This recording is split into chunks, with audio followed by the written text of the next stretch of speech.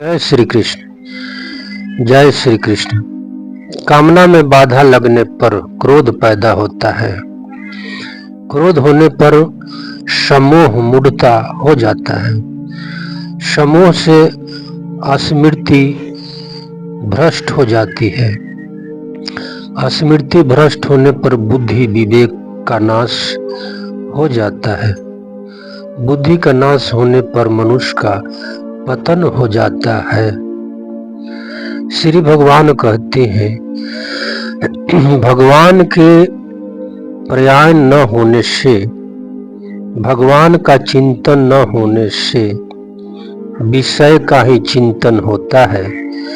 कारण कि जीव के एक तरफ परमात्मा है और एक तरफ संसार है।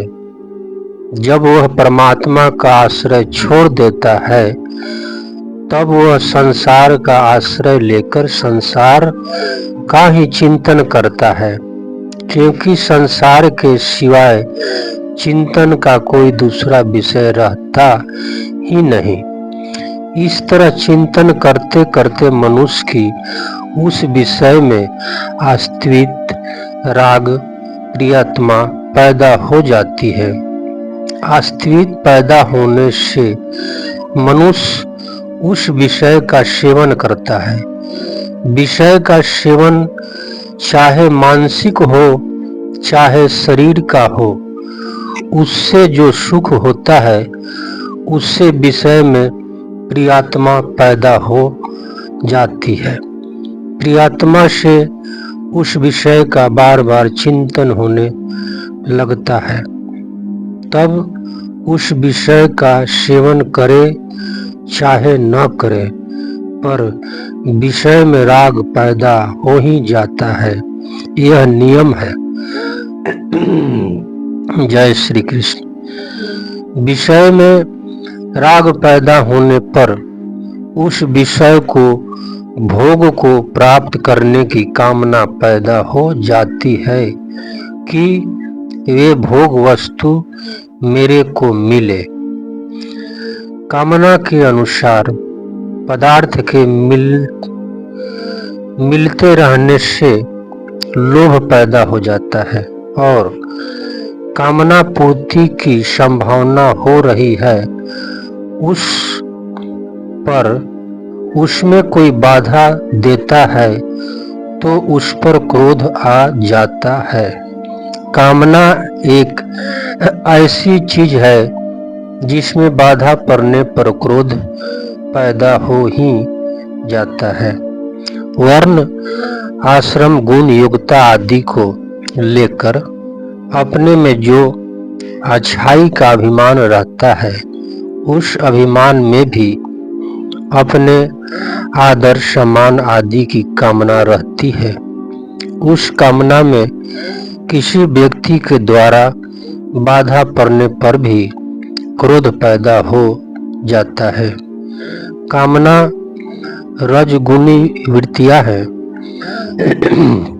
सम्मोह तमोगुणी वृत्तियां हैं और क्रोध रजोगुण तथा तमोगुण के बीच की वृत्तियां हैं। कभी भी किसी भी बात को लेकर क्रोध आता है तो उसके मूल में कभी न कभी राग अवश्य होता है।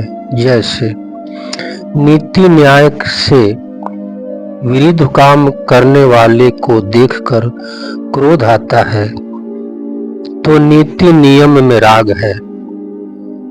अपमान तिरस्कार करने वाले पर क्रोध आता है तो मान सत्कार में राग है। निंदा करने वाले पर क्रोध आता है तो प्रशंसा में राग है। दोष रोपण करने वाले पर क्रोध आता है तो निर्दोषता के अभिमान में राग है, आदि आदि। क्रोध से सम्मोह होता है, अर्थात मूढ़ता छा जाती है।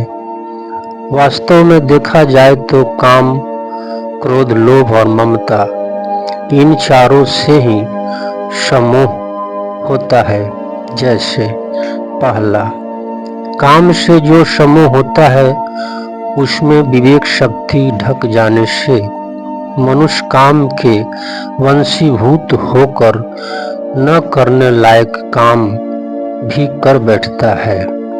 दूसरा, क्रोध से जो समोह होता है उसमें मनुष्य अपने मित्रों तथा पूज्यजनों को भी उल्टी सीधी बात कह बैठते हैं और न कहने लायक वर्ताव भी कर देते हैं। तीसरा, लोभ से जो समोह होता है उसमें मनुष्य को सत्य असत्य धर्म अधर्म आदि का विचार नहीं रहता और वह कपट करके लोगों से ठग लेता है। चौथा, ममता से जो समोह होता है उसमें समभाव नहीं रहता, प्रस्तुत पक्षपात पैदा हो जाता है। अगर काम क्रोध लोभ और ममता इन चारों से ही समोह होता है तो फिर भगवान ने यहाँ केवल क्रोध का ही नाम क्यों लिया? इसमें गहराई से देखा जाए तो काम क्रोध और ममता, इनमें तो अपने सुख भोग और स्वार्थ की वृत्तियां जागृत रहती है, पर क्रोध में दूसरे का अनिष्ट करने की वृत्ति जागृत रहती है। अतः क्रोध से जो समोह होता है वह काम लोभ और ममता से ही पैदा हुए समोह से भी भयंकर होता है। इस दृष्टि से भगवान ने यहाँ केवल क्रोध से ही समोह होना बताया है। मूढ़ता छा जाने से स्मृति नष्ट हो जाती है, अर्थात शास्त्र से सत विचारों से जो निश्चय किया था कि अपने को ऐसा काम करना है, ऐसा साधन करना है, अपना उद्धार करना है, उसकी स्मृति नष्ट हो जाती है, उनकी याद नहीं रहती। स्मृति नष्ट होने पर बुद्धि में प्रकट होने वाला विवेक लुप्त हो जाता है, अर्थात मनुष्य में नया विचार करने की शक्ति नहीं रहती।